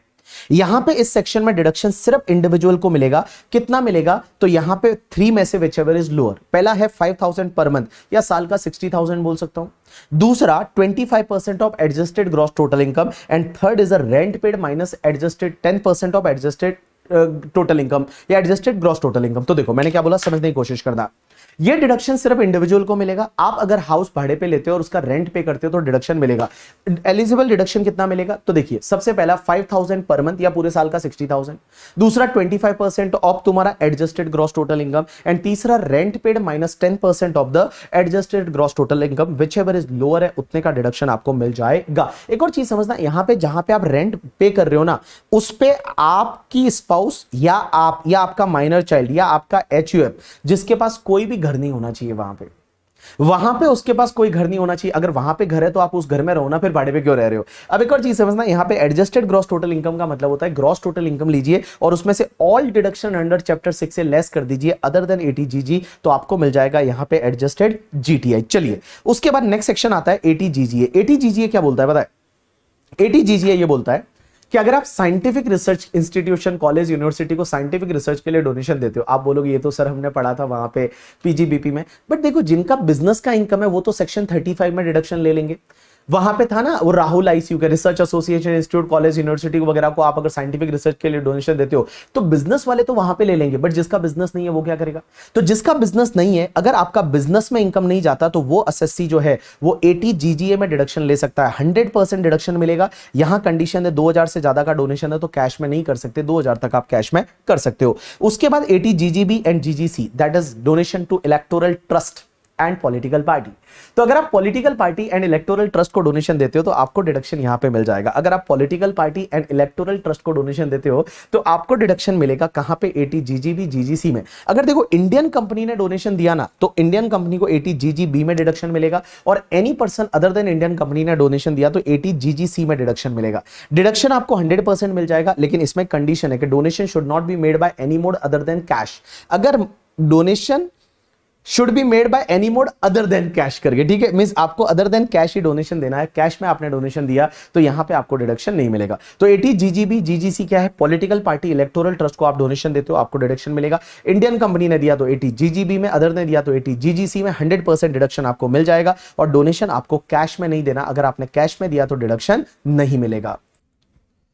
अब अपन बात करते हैं आपके इनकम बेस्ड डिडक्शन की। अब एक बात समझना, सबसे पहले हम इनकम बेस्ड डिडक्शन है वो पढ़ रहे जो पार्ट सी में दे रखे हैं। अंडर चैप्टर 6 में कुछ पार्ट्स होते हैं ए बी वगैरह, उसमें सी में दे रखा है, पार्ट सी में, जिसको बोला जाता है income based deduction in respect of certain income. अब एक चीज समझना, इनकम बेस्ड डिडक्शन अगर आपको चाहिए ना, और इनकम बेस्ड डिडक्शन कौन कौन से होते हैं, पहली चीज तो मैं बता दूं, इनकम बेस्ड डिडक्शन जो सेक्शन 80 आईए से लेके 80 आरआरबी के बीच में आते हैं। अब आपको मैं बताऊं 80 आईए से 80 आरआरबी, 80 आईए, 80 आईबी वगैरह वो इंटरमीडिएट में नहीं, सीए फाइनल में आता है करके, ठीक है। अब एक बात समझना, जो 80 डबल जे डबल ए है ना, वो भी देखो 80 डबल जे डबल ए तो क्या होता है कि जब आप न्यू एम्प्लॉय रिक्रूट करते हो, नए एम्प्लॉय को अगर आप जॉब देते हो तो उनको जितना सैलरी पे करोगे उसका 30% डिडक्शन मिलेगा। ये तो खर्चे का डिडक्शन है, बट इन्होंने क्या किया, जो हमारे लॉ मेकर्स है उन्होंने इसको इनकम बेस्ड डिडक्शन में डाल रखा है। ये बेसिकली होना चाहिए था एक्सपेंडिचर बेस्ड डिडक्शन, बट उन्होंने क्या कर रखा है, इसको इनकम बेस्ड डिडक्शन में डाल रखा है अंडर पार्ट सी करके, तो इसको अपन इनकम बेस के साथ ही पढ़ते हैं। तो चलिए, पहली चीज तो ये कि इनकम बेस्ड डिडक्शन कौन से होते हैं, जो 80 आईए से 80 आरआरबी के बीच में आते हैं। आप लोग इंटरमीडिएट लेवल के लिए इतना याद रखो, इनकम बेस्ड डिडक्शन के लिए आपके लिए कौन होंगे, 3 डिडक्शन होंगे, एक तो 80 डबल जे डबल ए, एक 80 क्यूक्यूबी एंड 80 आरआरबी। ये जो 3 डिडक्शन है, 80 क्यूक्यूबी, 80 RRB and 80 double J double A, ये 3 आपके लिए इनकम बेस्ड डिडक्शन है जो पार्ट सी वाले हैं, ठीक है। और एएमटी कैलकुलेशन में इन 3 को वापस से एड बैक करना पड़ता है, ठीक है। तो चलिए, सबसे पहली चीज ये है कि ये इनकम बेस्ड डिडक्शन आपको चाहिए ना, तो पहली चीज तो आपको अपने रिटर्न में क्लेम करना पड़ेगा। एंड दूसरी चीज, अगर इनकम बेस्ड डिडक्शन चाहिए तो आपको रिटर्न टाइम पे फाइल करना पड़ेगा। जो रिटर्न फाइलिंग का ड्यू डेट रहता है वो ड्यू डेट तक आपको रिटर्न फाइल करना पड़ेगा। अगर ये दोनों कंडीशन सेटिस्फाइड हो जाती है तभी आपको इनकम बेस्ड डिडक्शन मिलेगा। सबसे पहला section 80 double J double A. 80 double J double A का होता है जामत आ। 80 डबल जे डबल ए क्या बोलोगे, जामत ना आ एम्प्लॉय को बोल रहे हो आ। तो ये सेक्शन बोलती है कि अगर आप नए एम्प्लॉय रिक्रूट करते हो, न्यू एम्प्लॉय रिक्रूट करते हो और आपका बिजनेस है एंड आपकी ऑडिट हो रही है, तो पहली चीज तो आपका बिजनेस है, आपकी ऑडिट हो रही है, ऑडिट हो रही है में टर्नओवर आपका 1 करोड़ या 10 करोड़ से ज्यादा है, आपकी टैक्स ऑडिट हो रही है एंड आपका बिजनेस है और आप नए एम्प्लॉय को रिक्रूट कर रहे हो, तो जितना भी एम्प्लॉय को सैलरी पे करोगे, इमोल्यूमेंट्स पे करोगे, उसका 30% आपको डिडक्शन मिलेगा 3 कॉन्सेक्यूटिव ईयर के लिए। मींस एम्प्लॉय को आपने इस साल रिक्रूट किया तो उसको इस साल जो सैलरी पे किया उसका 30%, अगले साल जो सैलरी पे करोगे उसका 30%, अगले साल जो सैलरी पे करोगे उसका 30% आपको डिडक्शन मिल जाएगा। अब एक और चीज समझना, यहां पे आपके न्यू एम्प्लॉय रिक्रूट होने चाहिए। न्यू का मतलब क्या हुआ, तो ध्यान रखना, अगर आपका first year of the business है तो जो एम्प्लॉय आप रिक्रूट करोगे वो सब नए हैं। अगर आपका first year of the business है तो जो एम्प्लॉय आप रिक्रूट करोगे वो सब नए हैं। लेकिन अगर मान लो फर्स्ट ईयर नहीं है तो उसमें क्या होगा, ओवरऑल आपका इंक्रीमेंट कितना हुआ एम्प्लॉय में वो आपके न्यू एम्प्लॉय में माने जाएंगे। ओवरऑल आपका इंक्रीमेंट कितना हुआ, जैसे फॉर एन एग्जांपल स्टार्टिंग में आपके पास में 100 एम्प्लॉय थे, आपने उस साल में 15 एम्प्लॉय को ज्वाइन कराया, लेकिन उसमें से आपके 5 एम्प्लॉय छोड़ के चले गए, तो लास्ट में आपके पास 110 एम्प्लॉय बचे। तो एक बात बताइए, ओवरऑल आपका इंक्रीमेंट कितना हुआ, 10 हुआ, तो 10 आपके न्यू एम्प्लॉय लिए जाएंगे। तो देखो, फर्स्ट ईयर ऑफ ऑपरेशन में तो क्या होता है, जितने एम्प्लॉय रिक्रूट करोगे वो सब न्यू है, लेकिन अगर मान लो सबसीक्वेंट ईयर ऑफ आपका जो बिजनेस है तो उस पर्टिकुलर केस में आपको देखना पड़ेगा नेट इंक्रीमेंट कितना हुआ, उनको आपको न्यू एम्प्लॉय मानेंगे। एक और चीज समझना, ये डिडक्शन उन्हीं एम्प्लॉय के लिए ले सकते हो जिनका सैलरी आपको कैश में पे नहीं करना। सैलरी जो है वो आपको कैश में नहीं पे करना, मींस अकाउंट पे चेक, अकाउंट पे डिमांड ड्राफ्ट या any mode of electronic clearing system से ही आपको सैलरी पे करना पड़ेगा। अब एक और चीज समझना, यहां पे आपको डिडक्शन तभी मिलेगा जब सबसे पहली कंडीशन यह है कि उस एम्प्लॉय का सैलरी 25,000 या उससे कम होना चाहिए। मींस डिडक्शन नहीं मिलेगा अगर उस एम्प्लॉय का सैलरी 25,000 से ज्यादा है तो उस एम्प्लॉय को छोड़ दो। दूसरा, अगर कोई एम्प्लॉय ऐसा है जिसने 240 डेज से कम काम किया है तो उसको छोड़ दो। मींस एम्प्लॉय 240 डेज या उससे ज्यादा काम करना चाहिए। लेकिन इन केस ऑफ द, अगर मैन्युफैक्चरिंग ऑफ द अपैरल्स में हो, लेदर में हो या फिर आप फुटवेयर में हो, तो वहां पे 240 डेज की जगह 150 डेज का टाइम देखा जाता है। 150 डेज या उससे ज्यादा काम करना चाहिए। 150 डेज से कम काम किया तो आपको डिडक्शन नहीं मिलेगा, वो न्यू एम्प्लॉय नहीं माना जाएगा। तीसरा, वो पार्टिसिपेट करना चाहिए आरपीएफ में। अगर उसने आरपीएफ में पार्टिसिपेट नहीं किया है तो वो तुम्हारे न्यू एम्प्लॉय में नहीं आएगा। And guys, employ for whom the entire contribution is paid by the government under the employ pension scheme notified in accordance with the provision of the employ PF and miscellaneous provision act. अगर government पूरा pension scheme में पैसा डालती है तो वो वाला employ यहां पे नहीं आएगा। तो देखिए, मैं बताया आपका न्यू एम्प्लॉय जो है उसमें कुछ कंडीशन सेटिस्फाइड करनी चाहिए। कौन कौन सी कंडीशन? पहली कंडीशन, उसका सैलरी 25,000 से ज्यादा नहीं होना चाहिए। दूसरी कंडीशन, वो 240 डेज या उससे ज्यादा के लिए करंट ईयर में जॉब किया हो उसने हमारे यहाँ पे। In case of the manufacturing of the footwear, apparels and leather के केस में 240 जगह 140 डेज 150 डेज देखा जाएगा। एंड गाइस, उसने आरपीएफ में पार्टिसिपेट किया है एंड उसका जो सैलरी है वो अकाउंट पे चेक, अकाउंट पे demand draft, any mode of electronic clearing system से पे हुआ है, तो आपको डिडक्शन मिल जाएगा जितना इमोल्यूमेंट पे कर रहे हैं उसका 30%। अब एक और चीज समझना, अगर कोई एम्प्लॉय ऐसा है जिसने करंट ईयर में 240 डेज काम नहीं किया, जैसे फॉर एन एग्जांपल उसने करंट ईयर में जनवरी में ज्वाइन किया, तो Jan Feb March only 90 days काम किया, अब उसने अगले साल 240 डेज से ज्यादा काम किया है, तो क्या अगले साल से डिडक्शन मिलेगा या नहीं? Answer is yes. अगर इस साल में उसने 240 डेज या उससे ज्यादा काम नहीं किया है, लेकिन नेक्स्ट ईयर अगर उसने 240 डेज से ज्यादा काम किया, तो नेक्स्ट ईयर में माना जाएगा कि वो नेक्स्ट ईयर में रिक्रूट किया है और नेक्स्ट ईयर में आपको डिडक्शन मिल जाएगा।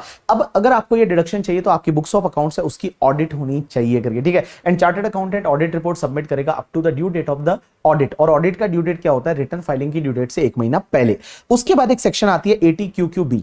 क्यूक्यूबी का मतलब क्वेश्चन बुक, ऐसे याद रखो, क्यूक्यूबी क्वेश्चन बुक। तो अगर मान लो आपका बुक का रॉयल्टी है, आपने कोई बुक लिखी है और बुक किस पे लिखी है? या तो लिटरेसी पे लिखी है, आर्टिस्टिक या साइंटिफिक नेचर की बुक है। अगर कोई रेजिडेंट इंडिविजुअल है और उसको रॉयल्टी मिलता है, तो रॉयल्टी पहले आप अदर सोर्सेज में टैक्सेबल कर दो। उसके बाद में आपको डिडक्शन कितना लेना है? जो भी आपका एलिजिबल रॉयल्टी रहेगा और 3 lakh rupees which ever is lower है, उतने का डिडक्शन मिल जाएगा। तो देखो, सबसे पहले कोई रेजिडेंट इंडिविजुअल है, उसने बुक्स लिखी है लिटरेसी, आर्टिस्टिक, साइंटिफिक नेचर की, उस बुक पे रॉयल्टी मिलती है, पहले आप टैक्सेबल कर दो और डिडक्शन आपको मिलेगा अंडर चैप्टर 6 से अंडर सेक्शन ATQQB। डिडक्शन कितना मिलेगा? जितना आपका एलिजिबल रॉयल्टी है या 3 lakh which ever is lower. लेकिन एलिजिबल रॉयल्टी का मतलब क्या होता है? जैसे मान लो बुक्स पे लमसम रॉयल्टी मिलता है, तो जितना रॉयल्टी मिला वो एलिजिबल रॉयल्टी है। लेकिन लमसम रॉयल्टी नहीं मिलता आपको, रॉयल्टी जो मिलता है वो मान लो परसेंटेज पे मिलता है कि जितना बुक का वैल्यू का सेल होगा उसका परसेंटेज मिलेगा। तो यहां पे एलिजिबल रॉयल्टी में लेते टाइम आप सिर्फ 15% of value of the book sold लोगे। जैसे हो सकता है मैंने कोई आर्टिस्टिक नेचर की बुक लिखी, मैंने किसी पब्लिशर को दी, पब्लिशर मुझे रॉयल्टी दे रहा है 20% of the book value of sold, तो टैक्सेबल तो पूरा 20% होगा, लेकिन डिडक्शन पर्पज के लिए आपको जब रॉयल्टी लोगे एलिजिबल रॉयल्टी, तो एलिजिबल रॉयल्टी आपको सिर्फ 15% of the value of the book sold है, उतना ही लेना है। चलिए, उसके बाद में एक सेक्शन आती है ATRRB। ATRRB क्या बोलती है? Royalty from the patent. अगर आपने कोई पेटेंट डेवलप किया था और पेटेंट किसी को दे दिया, तो पेटेंट पे आपको जो भी मिलेगा रॉयल्टी, वो रॉयल्टी पहले आप टैक्सेबल कर दो एंड उसके बाद उस पर डिडक्शन मिलेगा रेजिडेंट इंडिविजुअल को, जितना आपको रॉयल्टी रिसीव्ड हुआ या maximum 3 lakh which ever is lower का डिडक्शन मिल जाएगा। एक और चीज समझना, अगर कोई रॉयल्टी है वो आपको इंडिया के बाहर से मिल रही है, अगर इंडिया के बाहर से मिल रही है तो आपको डिडक्शन तभी अलाउ होगा जब वो पैसा आपने इंडिया में रीपेट्रिएट कर दिया है with in 6 month from the end of the previous year. तो प्रीवियस ईयर आपका एंड हो जाता है 31 मार्च को, 6 महीना आपका 30 सितंबर, तो 30 सितंबर जो है तब तक आपको क्या करना पड़ेगा? उस पैसे को इंडिया में रीपेट्रिएट करना पड़ेगा, तभी डिडक्शन पर्पस के लिए उसको लेंगे, अदरवाइज नहीं लेंगे। चलिए, उसके बाद में कुछ आपके अदर इनकम बेस्ड डिडक्शन और होते हैं जो कि अंडर चैप्टर 6 से पार्ट नंबर CA में लिखा जाता है। ये अदर इनकम बेस्ड डिडक्शन है। एक तो ATTTA। ATTTA क्या बोलता है? कोई भी इंडिविजुअल HUF का सेविंग बैंक अकाउंट है, यहां individual HUF resident non resident दोनों कोई भी हो सकता है। इंडिविजुअल HUF का अगर कोई सेविंग बैंक अकाउंट है कोऑपरेटिव बैंक के साथ या पोस्ट ऑफिस के साथ, तो सेविंग बैंक का इंटरेस्ट है पहले आप अदर सोर्सेज में टैक्सेबल कर दो और उस पर 10,000 तक का डिडक्शन है वो आप ATTTA में ले सकते हो। अब एक चीज समझना, यहां पे ATTTB डिडक्शन है। ATTTB क्या बोलती है बताए? कि अगर कोई भी सीनियर सिटीजन है और सीनियर सिटीजन को किसी भी बैंक से, कोऑपरेटिव बैंक या पोस्ट ऑफिस से इंटरेस्ट मिलता है, इंटरेस्ट यहां कोई भी चलेगा, सेविंग वाला, FD वाला, RD वाला, कोई भी इंटरेस्ट चलेगा, वो इंटरेस्ट पहले आप अदर सोर्सेज में टैक्सेबल कर दो और अदर सोर्सेज में टैक्सेबल करने के बाद आपको ATTTB में डिडक्शन मिलेगा। डिडक्शन कितना मिलेगा? जितना आपका इंटरेस्ट का अमाउंट है और maximum 50,000 which ever is lower का डिडक्शन मिलेगा। तो जैसे कोई सीनियर सिटीजन है उसको FD पे इंटरेस्ट मिला एंड सेविंग बैंक पे भी इंटरेस्ट मिला, टोटल मिला के इंटरेस्ट 70,000 है, तो 70,000 को अदर सोर्सेज में टैक्सेबल करो, फिर 50,000 का डिडक्शन आप ATTTB में ले लो। अब एक बात समझना, रेजिडेंट सीनियर सिटीजन है, जब ATTTB में डिडक्शन 50,000 का मिल रहा है तो क्या वो ATTTA में डिडक्शन ले पाएगा? आंसर इज नो, ATTTA नहीं मिलेगा। जब ATTTB में आप 50,000 का ले रहे हो तो ऐसा नहीं कर सकते कि 10,000 वहां पे भी ले लो, टोटल 60, नहीं, ऐसा नहीं होगा। मैक्सिमम आपको 50,000 का डिडक्शन मिल जाएगा। चलिए, उसके बाद नेक्स्ट सेक्शन आती है 10AA, दैट इज SEZ का डिडक्शन। और ये पहले जो है लास्ट टाइम ICAI ने इस पार्ट को दे रखा था अदर थर्ड टॉपिक में, बट उसको थर्ड टॉपिक को हटा के उन्होंने यहां पे दे रखा है। अब एक बात समझना, 10AA क्या बोलती है कि स्पेशल इकोनॉमिक जोन SEZ में अगर आप मैन्युफैक्चरिंग बिजनेस करते हो या सॉफ्टवेयर डेवलपमेंट करते हो, मैन्युफैक्चरिंग बिजनेस करते हो, सॉफ्टवेयर डेवलपमेंट करते हो, एंड आपको अप्रूवल मिल गया था SEZ में काम करने का टिल 31 मार्च 2020, एंड आपने मैन्युफैक्चरिंग बिजनेस चालू कर दिया है टिल 31 मार्च 2021 तक, तो आपको 15 साल तक डिडक्शन मिलेगा, 15 ईयर्स तक डिडक्शन मिलेगा। कितना डिडक्शन मिलेगा? फर्स्ट 5 इयर्स ऑफ ऑपरेशन में 100% of export profit, second 5 year of operation में आपका 50% of export profit, third 5 year of operation में 50% ऑफ एक्सपोर्ट प्रॉफिट, और जितना आपने SEZ रीइन्वेस्टमेंट रिजर्व में पैसा डाला विच एवर इज लोअर है उतना डिडक्शन मिलेगा। तो देखो, फर्स्ट 5 इयर्स में 100% of export profit, second 5 years में 50% of export profit, third 5 year में 50% ऑफ एक्सपोर्ट प्रॉफिट, और SEZ रीइन्वेस्टमेंट रिजर्व में जितना आपने पैसा डाला विच एवर इज लोअर है उतने का डिडक्शन आपको मिल जाएगा। अब एक बात समझना, एक्सपोर्ट प्रॉफिट का मतलब क्या होता है? तो एक्सपोर्ट प्रॉफिट के लिए आपको क्या करना है, सबसे पहले PGBP का इनकम निकालना है SEZ यूनिट का। जो special economic zone SEZ unit है, SEZ यूनिट का PGBP का इनकम कितना है वो निकालो, multiply by export turnover divide by total turnover. तो क्या बोला, देखो PGBP का इनकम निकालो SEZ यूनिट का, multiply by export turnover divide by total turnover, तो आपको यहां पे मिल जाएगा एक्सपोर्ट प्रॉफिट। अब एक और चीज समझना यहां पे गाइस, ध्यान देना कि जब भी आप यहां पे एक्सपोर्ट टर्नओवर लेते हैं, टोटल टर्नओवर लेते हैं, इस एक्सपोर्ट टर्नओवर टोटल टर्नओवर में कोई भी फ्रेट है, टेलीकम्युनिकेशन चार्जेस है, इंश्योरेंस है, या expenses for providing service outside India, ये नहीं लेना है।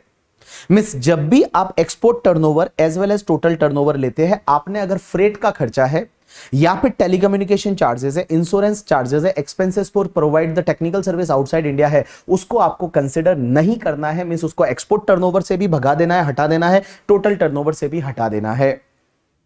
अब एक और चीज समझना, यहां पे एक्सपोर्ट टर्नओवर में गाइस वही वाला टर्नओवर आएगा जो आपने इंडिया में ला लिया है उतना पैसा, कब तक? With in the 6 month from the end of the previous year और टाइम परमिटेड बाय RBI। एक बात समझना, जैसे ही तुम्हारा प्रीवियस ईयर कंप्लीट होता है, उस प्रीवियस ईयर कंप्लीट हुआ उससे 6 महीने के अंदर अंदर जितना टर्नओवर आपने इंडिया में पैसा ला लिया है, पैसा लाया क्या वैसा वाला पैसा ला लिया है, उतना ही आपके एक्सपोर्ट टर्नओवर में आएगा, बट टोटल टर्नओवर में दोनों आएगा, जितना पैसा आया नहीं आया। जैसे मान लो आपका 100 करोड़ का टोटल टर्नओवर है, उसमें से एक्सपोर्ट टर्नओवर 30 करोड़ था। 30 करोड़ में से मान लो आप 25 करोड़ ही इंडिया में रिपेट्रिएट कर पाए with in the 6 month from the end of the previous year, तो 25 करोड़ है वो ही तुम्हारे एक्सपोर्ट टर्नओवर में आएगा। अब एक और चीज समझना गाइस, आपको जो SEZ रीइन्वेस्टमेंट रिजर्व में जो आप पैसा डालते हो, जैसे ये SEZ रीइन्वेस्टमेंट रिजर्व में आपको पैसा डालना पड़ता है लास्ट 5 ईयर में, मींस 11 ईयर से 15 ईयर्स में, वो SEZ रीइन्वेस्टमेंट रिजर्व में जो भी आपने पैसा डाला ना, उसको क्या करना पड़ेगा, उस पैसे को निकाल के within the 3 years from the end of the previous year in which reserve was created, मतलब रिजर्व क्रिएट किया था उस ईयर के एंड से 3 साल के अंदर अंदर उस पैसे को निकाल के उससे न्यू प्लांटेड मशीनरी एक्वायर करके पुट टू यूज करना है।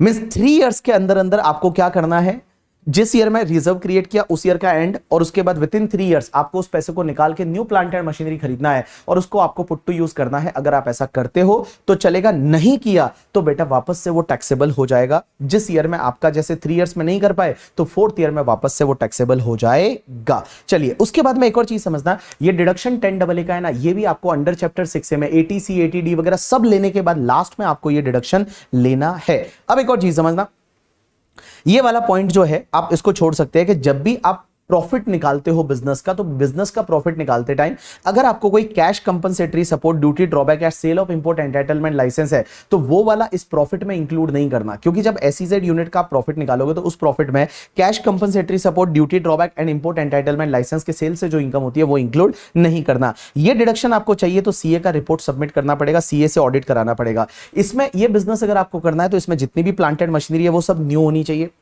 बट गाइस इसमें 2 एक्सेप्शन है, एक तो 20% तक आपकी सेकेंड हैंड हो सकती है, और दूसरा जो भी इंडिया के बाहर से इंपोर्टेड प्लांटेड मशीनरी है ना, वो आपका न्यू ही माना जाएगा for the purpose of this section करके। ठीक है, चलिए अब एक और चीज समझना, ये जो डिडक्शन टॉपिक अपन ने पढ़ा, अगर आप डिफॉल्ट टैक्सेशन रिजिम में जाते हो, डिफॉल्ट टैक्सेशन रिजिम 115 BAC, तो 115 BAC लेते हो तो आपको 2 डिडक्शन नहीं मिलेंगे। एक तो कौन सा नहीं मिलेगा पता है, एक तो अंडर चैप्टर 6A कोई भी डिडक्शन नहीं मिलेगा, 80C से लेके 80U तक कुछ भी नहीं मिलेगा, कुछ भी नहीं मिलेगा, और 80C से लेके 80U तक कुछ भी नहीं मिलेगा, 10AA भी नहीं मिलेगा। मतलब अपन ने जो 80C से पढ़ा था ना, 80C से लेके 80U तक कुछ भी नहीं मिलेगा, 10AA SEZ वाला भी नहीं मिलेगा, 80QQB भी नहीं मिलेगा, 80RRB भी नहीं मिलेगा, कुछ 80TTN ETTB कुछ भी नहीं मिलेगा। लेकिन गाइस 3 डिडक्शन मिल जाएंगे। कौन कौन से?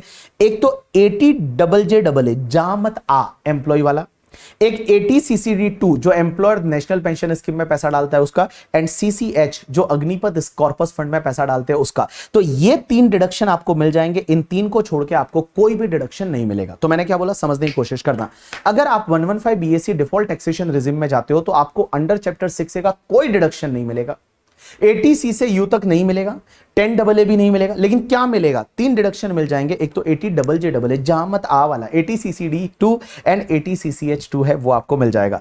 अब एक टॉपिक आता है अल्टरनेट मिनिमम टैक्स, या जिसको आप AMT बोल सकते हैं। अब एक बात समझना, ये AMT कब लगेगा? जब आप 115 BAC नहीं फॉलो कर रहे हो। अगर आप 115 BAC लेते हो ना तो AMT लगेगा ही नहीं, बट अगर आप 115 BAC नहीं लेते हो तो आपको AMT भी लगेगा। AMT क्या होता है? देखो, नॉर्मल पहले आप टैक्स निकाल दो नॉर्मल प्रोविजन के हिसाब से, उसके बाद आपको AMT निकालना पड़ेगा। AMT का मतलब होता है एडजस्टेड टोटल इनकम का आप 18.5% निकालो। ये ऑल एसएससी के लिए है, कंपनी को छोड़ के। तो देखो आपको क्या करना, पहले नॉर्मल प्रोविजन के हिसाब से टैक्स निकालो और फिर आप AMT निकालो। AMT क्या करने का? एडजस्टेड टोटल इनकम का 18.5%। And guys, adjusted total income का 18.5% एंड नॉर्मल प्रोविजन के हिसाब से जो टैक्स आएगा, विच एवर इज हायर आएगा, वो आपको गवर्नमेंट को पे करना है। विचएवर इज हायर आएगा वो आपको गवर्नमेंट को पे करना है। लेकिन आप बोलोगे सर एडजस्टेड टोटल इनकम कैसे निकालते हैं? तो एडजस्टेड टोटल इनकम यहां निकालने के लिए बड़ा सिंपल है। आप एक काम करो, सबसे पहले आपकी जो टोटल इनकम है, नेट टैक्सेबल इनकम है, वो ले लो और उसमें 3 डिडक्शन को वापस ऐड बैक कर दो। एक तो 10AA वाला SEZ का डिडक्शन लिया है, वो ऐड बैक कर दो। जो आपने 35 AD में वो 14 बिजनेस, होटल, ओयो वाला, होटल 2 स्टार और वो हॉस्पिटल वाला, कोल्ड चेन फैसिलिटी, वेयरहाउसिंग वगैरह, वो सब, तो वो अगर डिडक्शन लिया तो वापस ऐड बैक कर दो। एंड अंडर चैप्टर 6 से अगर आपने इनकम बेस्ड डिडक्शन लिए हैं इन द हेडिंग C वाले, वो 3 डिडक्शन 80JJAA, 80QQB, 80RRB, इन तीनों को ऐड बैक कर दो। तो देखो आपको AMT निकालने के लिए एडजस्टेड टोटल इनकम निकालना है, क्योंकि एडजस्टेड टोटल इनकम का 18.5% करना है। तो एडजस्टेड टोटल इनकम कैसे निकालना, उसके लिए आप एक काम करो, पहले आप नेट टैक्सेबल इनकम ले लो, टोटल इनकम ले लो आपकी जो नॉर्मल प्रोविजन से आई, उसमें 3 डिडक्शन अगर लिए तो ऐड कर दो। कौन कौन से? एक तो 10AA SEZ वाला, एक तुम्हारा 35 AD वो 14 बिजनेस वाला, और 80JJAA, 80QQB, 80RRB, उसको ऐड बैक कर दो। अब एक बात समझना, जब आप 35 AD को यहां डिसअलाउड कर रहे हो, ऐड बैक कर रहे हो, तो अगर 35 AD ना होता, ना लिया होता, तो कितना डेप्रिसिएशन अलाउ होता, वो आप लेस कर दो। जो बचेगा वो एडजस्टेड टोटल इनकम। इस एडजस्टेड टोटल इनकम पे आप 18.5% ले लो, that is called your AMT। अब एक बात समझना, जब आप 18.5% लोगे तो क्या इसमें सरचार्ज भी और ऐड करना है? That depends on adjusted total income. अगर ये एडजस्टेड टोटल इनकम 50 लाख से ज्यादा है, अप टू 1 करोड़ है, तो 10% सरचार्ज ऐड करो। 1 करोड़ से 2 करोड़ तक है तो 15%, 2 करोड़ से 5 करोड़ तक है तो 25%, और 5 करोड़ से ज्यादा है तो आपको 37% सरचार्ज ऐड करना है। उसमें हेल्थ एंड एजुकेशन से 4% ऐड करना है, और उसके बाद लास्ट में कंपेयर करना है कि AMT और normal tax whichever is higher है वो पे करना पड़ेगा। अब एक चीज समझना, ये AMT का फंडा नहीं लगेगा कब? एक तो अगर एडजस्टेड टोटल इनकम किसी का आता है वो 20 लाख से कम है, मींस 20 लाख या उससे कम है, तो आप पे AMT नहीं लगेगा। और दूसरा, अगर गाइस आप लोग जो है, ध्यान रखना, अगर ये डिडक्शन ही नहीं ले रहे तो आपको AMT नहीं लगेगा। तो AMT उन्हीं लोगों को लगेगा जो 10AA, 35 AD या फिर 80JJAA, 80QQB, 80RRB के डिडक्शन लेते हो। तो आप ये समझो ना, AMT सिर्फ 5 लोगों को लगेगा। 10AA का डिडक्शन ले रहे हो, 35 AD का डिडक्शन ले रहे हो, 80JJAA, 80QQB, 80RRB, अगर इसके डिडक्शन ले रहे हो तो ही आपको AMT लगेगा, अदरवाइज AMT नहीं लगेगा। अब एक बात समझना, एक कॉन्सेप्ट आता है AMT क्रेडिट। AMT क्रेडिट क्या होता है कि अगर मान लो कभी भी आपका AMT जो है वो नॉर्मल टैक्स से ज्यादा है, मींस जो नॉर्मल टैक्स आता है उससे AMT ज्यादा है, तो जितना AMT ज्यादा है ना उतना आपको क्रेडिट मिलेगा, जिसको AMT क्रेडिट बोला जाएगा। और वो AMT क्रेडिट आप नेक्स्ट 15 असेसमेंट ईयर तक उसको कैरी फॉरवर्ड कर सकते हो। लेकिन AMT क्रेडिट को आप यूटिलाइज कब करोगे पता है? जिस ईयर में आपका नॉर्मल इनकम टैक्स ज्यादा है as compare to AMT। Normal income tax ज्यादा है एज कंपेयर टू AMT, तो जितना डिफरेंस है ना, उस डिफरेंस में आप क्या कर सकते हैं? AMT क्रेडिट यूटिलाइज कर सकते हैं। तो देखो AMT क्रेडिट बनेगा कब?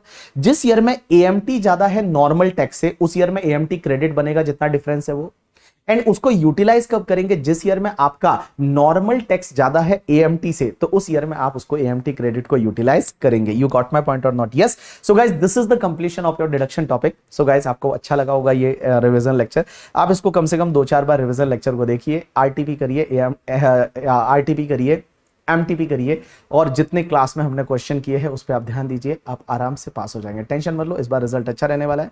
बट बस लास्ट कुछ डेज है, लगा लो अपना जितना लगा सकते हो, जितनी आप में हिम्मत है। पुट योर 100%, बिकॉज मैं हमेशा बोलता हूँ give your 100%, ICI will give you 50% and we need only 50% to crack the exam. So बस जल्दी ही पास होने वाले हैं, मेहनत करिए। बाकी सब चीजें जितनी भी डिस्ट्रक्शन लाइफ में चल रही है, इधर उधर की बातें, सोशल मीडिया, ये वो सब छोड़िए। आपका एक ही फोकस होने वाला है, एग्जाम कभी भी हो कोई फर्क नहीं पड़ता। और बेटा एग्जाम जो है वो टाइम पे होने वाले ऐसा लग रहा है, तो जब एग्जाम टाइम पे होने वाले हैं, और देखो पास तो वही होने वाले हैं जो पढ़ने वाले, और रिजल्ट इतना ही रहने वाला है 20-25% या 10 से लेके 20% के बीच में रिजल्ट रहने वाला है, या 25% भी जा सकता है एक ग्रुप का। तो गाइस जब रिजल्ट इतना ही रहने वाला है तो जो पढ़ेंगे वही पास होने वाले हैं, सिंपल सी बात है। सबकी हालत एक जैसी है, सबको एक्सपेक्टेशन था एग्जाम की डेट बढ़ेगी, बट नहीं बढ़ी तो कोई फर्क नहीं पड़ता। जितना आपने किया है, जितनी हिम्मत है आप में, उतना आप लगा लीजिए करके, ठीक है। चलिए, thanks a lot people, that's enough for today from my side.